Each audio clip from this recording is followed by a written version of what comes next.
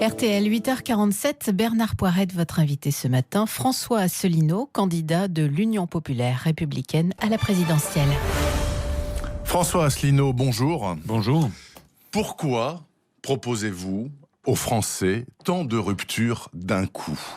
Sortir de l'euro, sortir de l'Union européenne, quitter l'OTAN, c'est un remède de cheval. Écoutez, normalement, le président de la République, en vertu de l'article 5 de notre Constitution, doit être le garant de l'indépendance nationale. C'est comme ça que ça avait été conçu par Charles de Gaulle. Et donc la question que vous devriez poser aux 10 autres candidats, comment peut-on garantir l'indépendance nationale lorsque tous nos grands choix politiques, économiques, sociaux, budgétaires, diplomatiques et militaires sont fixés par la Commission européenne à Bruxelles, la Banque centrale européenne à Francfort et l'OTAN dirigée depuis Washington. Donc moi, effectivement, je propose aux Français un changement radical de position.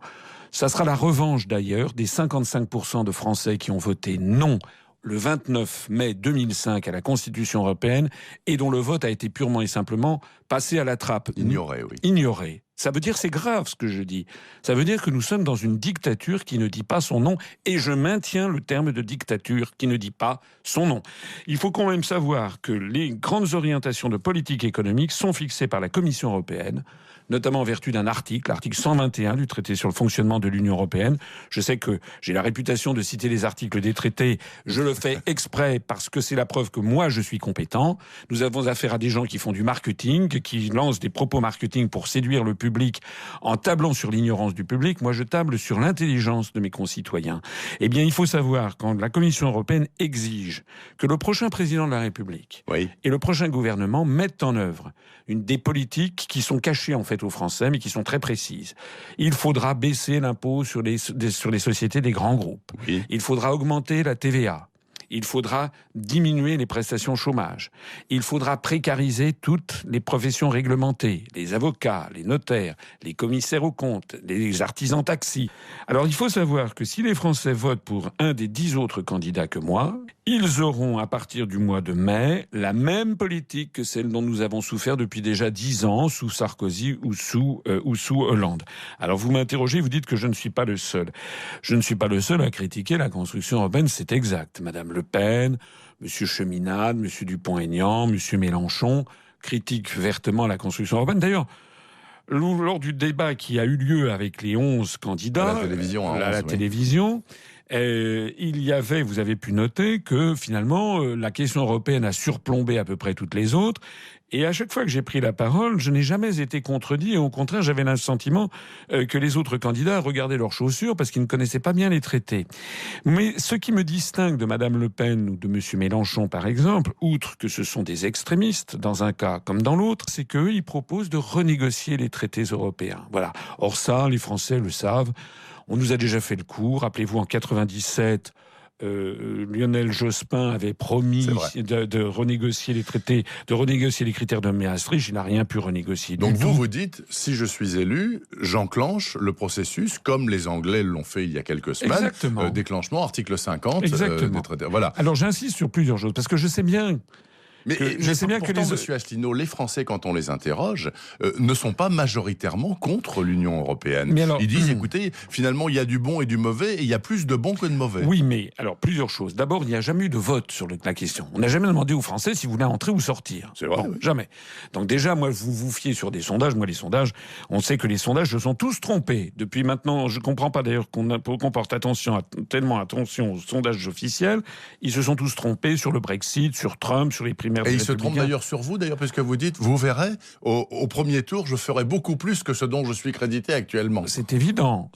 On a fait près de 1% des suffrages au régional il y a 2 ans, alors que j'étais quasiment inconnu, et que nous avions 6 000 adhérents. Maintenant, nous avons bientôt 25 000 adhérents, bientôt 25 000, et je commence à avoir une notoriété nationale. Et par ailleurs, dans la rue, je suis constamment abordé par des gens qui me disent, continuez, n'écoutez pas les sondages. Et j'ai vu vos affiches partout en France, même dans des zones extrêmement reculées. Je me suis dit, c'est étonnant.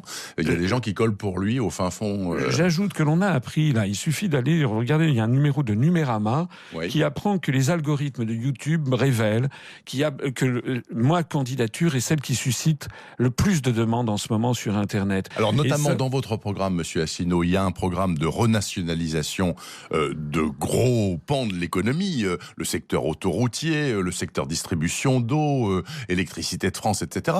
Et puis TF1. Qu'est-ce qu'ils ont à voir là-dedans ? Qu'est-ce que ça, c'est important, ça, TF1 c'est renationalisation ou interdiction de privatiser, parce que EDF, GDF, la SNCF, la Poste, la Sécurité sociale... C'est des privatisations rampantes. Voilà, ce sont des privatisations rampantes qui se font, vous savez, la tactique du salami, tranche par tranche, année après année, à la demande de Bruxelles, notamment de l'article 106 du traité sur le fonctionnement de l'Union européenne. Moi, je veux donner un coup d'arrêt à ça et inscrire ces grands services publics à la française dans la Constitution comme non privatisable par nature. Alors pourquoi TF1 ? Parce que moi je veux pas renationaliser ou nationaliser toute l'information. CNews, iTélé, BFM TV, tout ça je n'y touche pas. Ou LCI même, je n'y touche pas. Simplement TF1 a été privatisé en 1986 contre un cahier des charges culturelles qui n'a jamais été respecté. Or, j'estime que moi je veux faire de TF1, comme c'est le cas au Royaume-Uni, où la première chaîne, ou au Japon, où la NHK, la première chaîne de la NHK sont des sociétés publiques, c'est la plus grosse part de marché, et je veux qu'on fasse de cette télévision la télévision du peuple français, une télévision collaborative, où les Français pourront intervenir très régulièrement pour demander ce qu'ils veulent comme sujet, qui est-ce qu'ils veulent entendre. Ils pourront choisir aussi, par exemple, les animateurs, parce que c'est important. Et puis, je souhaite que TF1 ouvre l'esprit des Français sur l'ensemble des civilisations du monde, pas seulement sur les séries B américaines. Monsieur Asselineau, ceux qui vous critiquent disent... Bon, écoutez, Asselineau, il est obsédé par les Américains qui auraient la main mise sur le monde entier, notamment les espions américains qui dirigeraient le monde en sous-main, etc. Est-ce que vous êtes obsédé, effectivement, par les Américains ? Est-ce que vous avez des raisons de l'être, des raisons objectives ? D'abord, je n'aime pas ce terme d'obsédé, parce que ça voudrait dire que ça donne un côté psychiatrique à l'affaire. Ce que je dis par ailleurs, c'est toujours sourcé, fondé sur des faits. Lorsque je dis, par exemple, que François Mitterrand, dans le dernier livre qui s'appelle Le dernier Mitterrand de Georges-Marc Benamou, lorsque François Mitterrand dit, quelques semaines avant de mourir, la France est en guerre et les Français ne le savent pas. C'est une guerre permanente, une guerre sans mort apparemment. Et pourtant une guerre à mort, les Américains veulent un pouvoir sans partage sur le monde. Il était complotiste, Mitterrand ? Pourquoi les journalistes ne s'interrogent-ils pas là-dessus ? Lorsqu'on apprend en juillet 2015 que François Hollande est espionné par la CIA, que toutes ces conversations... C'est avéré. Bon, pourquoi est-ce que... Comme Madame Merkel ou M. Cameron, d'ailleurs. Eh bien, le prochain président de la République, ça ne doit pas être un bisounours. Moi, si je suis président de la République, c'est parce que je prendrai en considération le fait qu'il y a des services de renseignement, et d'ailleurs pas seulement américains, il y a aussi le MI6 britannique, il y a aussi le FSB russe, etc. C'est la réalité du monde.